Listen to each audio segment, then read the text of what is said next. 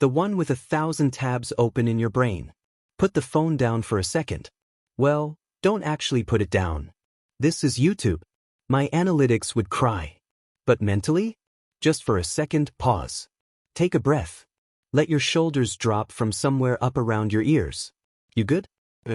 Because I've got something to tell you, and I promise, this isn't another motivational speech that makes you feel guilty for not waking up at 4 a.m. to wrestle a bear. This is about something your soul has probably been screaming for, even if it's just in a whisper. We need to talk about rest. Like real rest. The kind that doesn't just recharge your phone, but recharges you. Not just so you feel better, but so you can become dangerous again. Yeah, I said it. Rest so deeply, it makes you dangerous. Dangerous to the mediocrity you've been tolerating, dangerous to the burnout that's been chasing you, and dangerous to the version of you that thinks your value is tied to your exhaustion. You see, somewhere along the way, we all bought into this toxic lie that rest is laziness.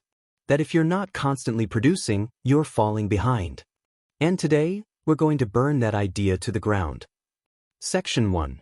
The Trap of Fake Rest. So, what's the problem? The problem is, most of us don't actually rest anymore. We just switch screens. We numb. We escape. We distract.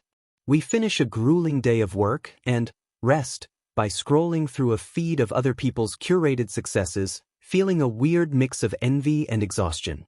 That's not rest. That's pouring salt in your own wound. We relax by binge-watching 4 episodes of a show we're not even sure we like, while simultaneously checking emails on our phone. That's not rest. That's just giving your anxiety a different screensaver. You ever been so tired that even when you finally sleep, your dreams are just a stressful, jumbled version of your to-do list? Yeah. That's not sleep. That's your system crashing and trying to reboot with corrupted files. Most of us are walking around, smiling through the exhaustion like a friendly neighborhood zombie, running on fumes and the dregs of yesterday's coffee. We think, I'm fine, just tired, is a normal state of being. It's not. It's a warning light. And your engine is about to seize. Section 2. The Secret of the Woodcutter. Let me tell you a quick story. It's one of my favorites. There was this young, strong woodcutter who was determined to be the best in the entire forest. He got a brand new axe and on his first day, he chopped down 15 trees. His boss was impressed. The next day, fueled by his success, he went out to chop even more, but he only managed 10. The third day, he tried even harder, swinging his axe with all his might, but he only chopped down 5. He was exhausted and confused. He went to an old, wise lumberjack who was always the top performer and asked, I don't understand. I worked harder than anyone, I never stopped, but my results got worse each day. The old man looked at him, smiled gently, and asked a simple question. When was the last time you stopped to sharpen your axe? That story lives rent-free in my head, because we are all that young woodcutter. We keep swinging a dull axe, wondering why the effort is monumental, but the impact is minimal. Real rest is sharpening your axe. It's not the enemy of progress. It's the essential ingredient that makes progress sustainable and ultimately more powerful. Section 3. Giving yourself permission. So, how do we start sharpening the axe? It begins with a radical act, giving yourself permission. Permission to not be a machine. You are not a content factory. You are not a to-do list. You are a human being and you have limits. Honoring them doesn't make you weak, it makes you wise. Here are 3 permissions I want you to give yourself, starting today. 1. Permission to be unproductive. Schedule it. Literally. Block out 30 minutes in your calendar and title it, Do Absolutely Nothing. No phone, no TV, no tasks. Just sit. Stare at the ceiling. Watch the clouds. Let your brain be gloriously, beautifully unproductive. It will feel weird at first. That's how you know it's working. 2. Permission to let things be. That pile of dishes in the sink? It can wait an hour. That email that just came in at 8 p.m.? It can wait until tomorrow. The world will not fall apart. And if it does, at least you'll be well rested when it happens. You need to create sacred, protected time where the world is not allowed to demand anything from you. 3.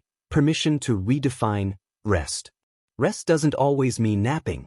Sometimes, real rest is laughing so hard you cry with a friend who gets you. Sometimes it's losing yourself in a piece of music. Sometimes it's a walk in nature with no podcast in your ears. Ask yourself this question: what would actually, truly, deeply recharge my soul right now? Not what you should do. What your soul needs. And then, go do that without an ounce of guilt. Section 4. The dangerous you. And here's the beautiful paradox. When you truly rest, you don't return the same. You return different. The tired you is not the best you. Tired you is forgetful, grumpy, reactive. Tired you thinks everything is a crisis and everyone is out to get you. But the rested you? Phew. That's a whole different animal.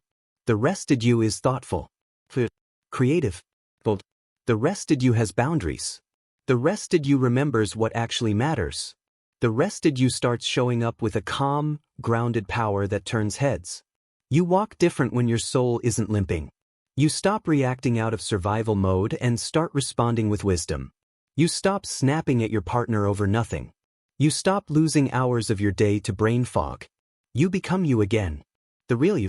And that version of you, that version is dangerous. Dangerous to burnout. Dangerous to people-pleasing. Dangerous to fear.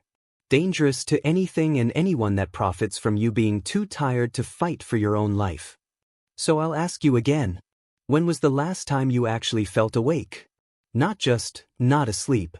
I mean fully, vibrantly alive. Peaceful. That feeling is not a luxury. It's your birthright. And it's waiting for you, on the other side of a culture that lied to you. A culture that told you to grind until you break. Don't buy the lie. Your exhaustion is not a badge of honor. It's a cry for help. And the answer is simple. Rest like your power depends on it. Because it does. Call to action.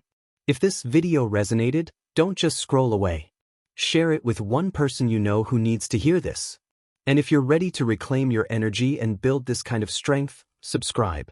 Because we are just getting started. Now go sharpen your axe, my friend.